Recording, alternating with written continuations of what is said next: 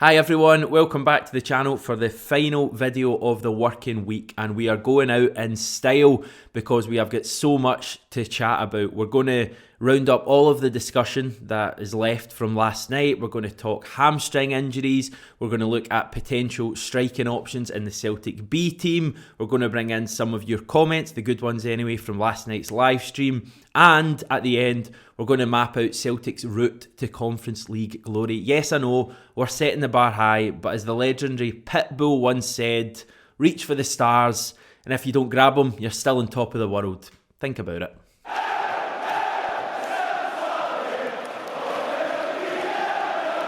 You have no idea how many times I had to rehearse that last Pitbull line, but we move on. Okay, last night was a weird game. It was a very strange atmosphere at Celtic Park, given that the standing section wasn't singing in protest against Bernard Higgins' appointment. Strange to hear the stadium so quiet on a European night. In terms of the football, great to get the 3 points, makes the group look a bit more respectable. 9 points out of 18 really isn't bad at all. Nice to get the extra £500,000 as well, and the 2 club coefficient points, and obviously helping out Scotland's total as well.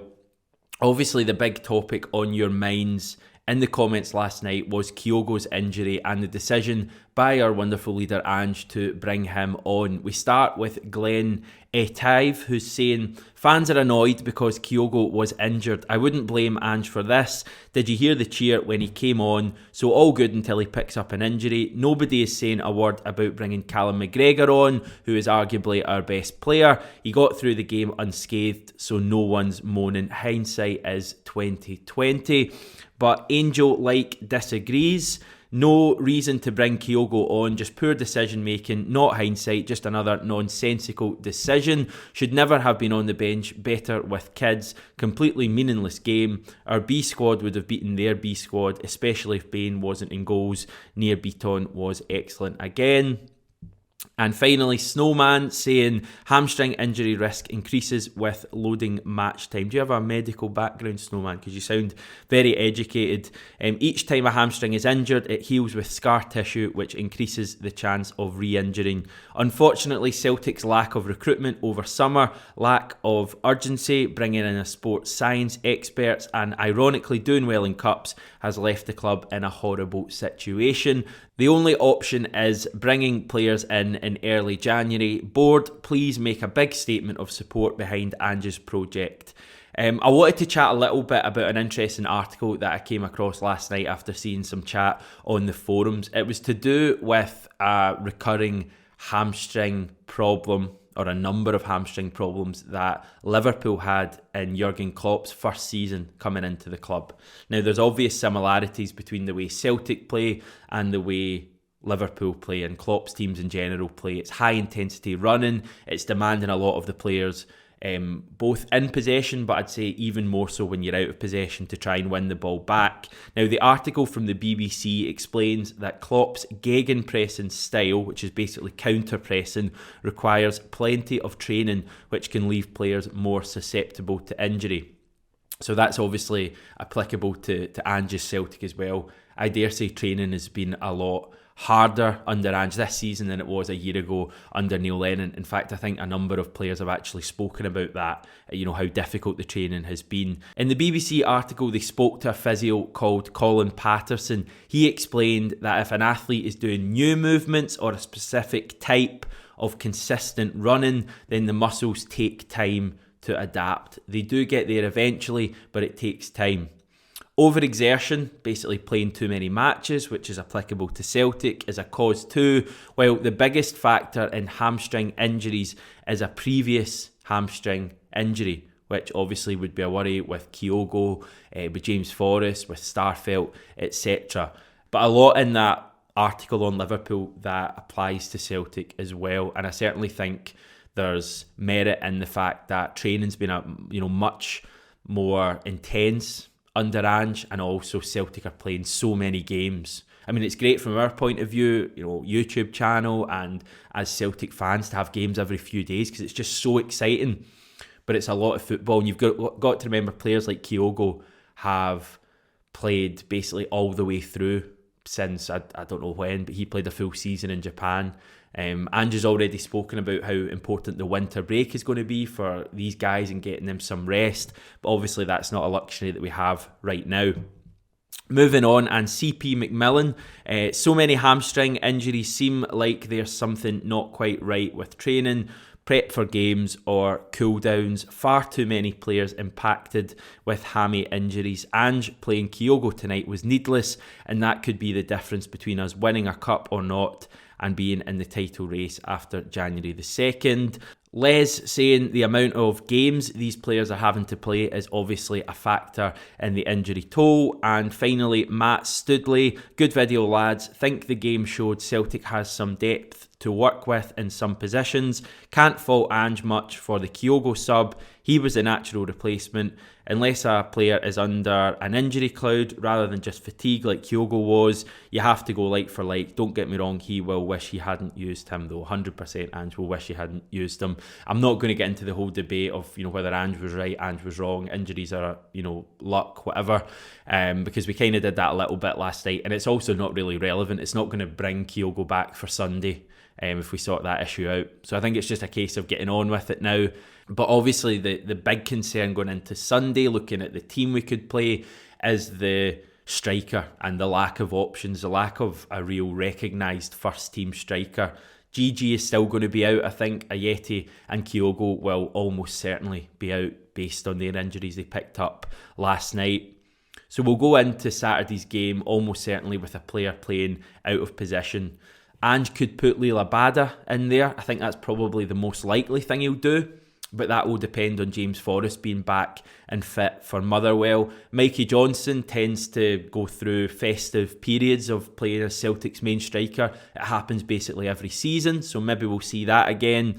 But what if there's another option? What about the Celtic B team? Are there players in that B team who could step up to the first team and be a striker, rather than us having to play a player out of position? Well, our pal Lewis Laird, who we had on the channel about a month ago, had some thoughts on Twitter last night. Basically, I'm going to use the next few minutes to completely rip off all of Lewis's opinions, but I'm going to compensate him by linking the Twitter thread in the description below. So that is, of course, well worth a look. Lewis started with Joey Dawson. He's a striker that we signed in the summer from Scunthorpe United. He scored 3 goals in his last 5 games for Celtic B, but Lewis reckons that his mobility would be an issue in this Celtic first team. Ange obviously requires quite a lot of movement from players, and Lewis doesn't reckon that Joey Dawson would have the same movement as Kyogo. He reckons that Adam Brooks is the closest thing to Kyogo in the Celtic B team. He says he's quick and he likes to press the opposition. He also mentions Owen Moffat and Rocco Vata, but both are primarily wide players. That's where they've played for Tommy McIntyre's side so far this season. Lewis doesn't think that Ange will call up any B team players into the starting 11 anyway on Sunday. I tend to agree. Having watched the B team once, about a month ago, the gulf between those players and the first team is just absolutely huge. It's monumental, and I'm not sure bringing in a Dawson or a Brooks or a Vata would be beneficial for these players' development. I think we can cope with a Bada through the middle. It's not ideal, but he did play there a fair bit in Israel last year, and he sometimes looks like more of a striker than a winger in a funny way. His real plus points are his movement in the kind of inside the box, and his finishing as well can be emphatic sometimes. Sometimes when he's playing out wide right, he doesn't really look like a winger because he doesn't really like to take his man on. So I think we might do all right with a Bada there on Sunday, but you're kind of relying on James Forrest being back on the right and playing Mikey Johnson on the left. We're really down to the bare bones, and if one of those 3 players was to pick up an injury, we'd be in even more trouble. But for now, we will move on, and we'll move on to the Conference League. Now, just a wee refresher that Celtic will enter this competition at the knockout round. We'll play against one of the second placed sides from the Conference League group stage. Now, in order of their coefficient, the current potential opponents are Slavia Prague, Karabag, Maccabi Tel Aviv, Partizan Belgrade, PAOK, Bodo Glimt, Randers and then Vitesse or Spurs. Now, that is left kind of open because you may be aware Spurs have had some COVID issues. I think they've got like a number of players missing. Their game on Thursday night against Rennes was called off. It's not even been confirmed yet whether that will be replayed or what's going to happen with that. Basically, Spurs need to beat Rennes to finish ahead of Vitesse. If they do that, they'll take second place. If they don't, Vitesse will take second place and will be potential opponents for Celtic.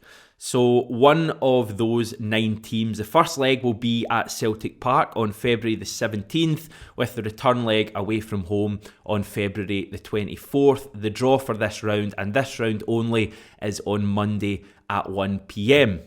Should Celtic advance past that round, we'd be in line to face one of the 8 Conference League group winners in the last 16. They get a bye through the first round, and they are, again in terms of coefficient, AS Roma, Basel, Copenhagen, Lask, Rennes, Feyenoord, AZ Alkmaar and Ghent. So clearly a step up in terms of the group winners there, but not really a team there as good as Bayer Leverkusen or Real Betis, possibly with the exception of Roma.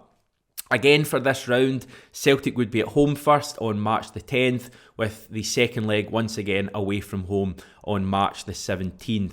Right, if Celtic were to get through that round, we'd be into the quarter-finals where we could play any of the teams already on screen from either of those first 2 rounds and any of the other 7 Europa League dropouts. By the way, they are, again in order of coefficient, Marseille, PSV, Leicester City, FC Midtjylland, Rapid Vienna, Fenerbahce and Sparta Prague. Now, I know the way I've done that, it maybe looks like those 7 teams are getting a bye into the quarterfinals. They're not. They'll obviously enter at the same round as us, but it just means that we couldn't play any of those until the quarterfinal at the earliest. Every tie is 2-legged apart from the final, which is on Wednesday the 25th of May, familiar date, at the Arena Kombitari in Tirana, Albania.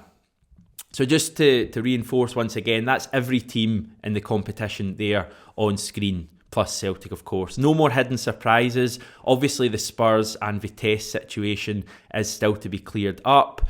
AS Roma and Spurs probably still the biggest hitters in the competition, but it is worth saying that there's no Champions League group stage place on offer for the winner. That's always a carrot they can dangle in the Europa League, and it always maybe makes teams like Spurs and Roma really want to win the competition. That isn't there in the Conference League, so there's not really a huge incentive for these teams to go on a long run. I think with a good draw and obviously some better defending, Celtic could win a round or 2 in that competition. There's nothing really to be completely fearful of. I think there's a real opportunity for Celtic to maybe win a round or 2. So exciting times, everyone. We're going to leave that there for today because I've already spoken for far too long. We'll tackle Motherwell a little tomorrow, but most of the video tomorrow is going to be made up by an insight on Rio Hatate. So you won't want to miss that at all. Really interesting stuff. It'll be out at noon. Don't forget to subscribe to the channel if you've just recently found us and haven't managed to do that yet. It really does mean a lot to us. Thanks everyone for watching. Take care and hail hail.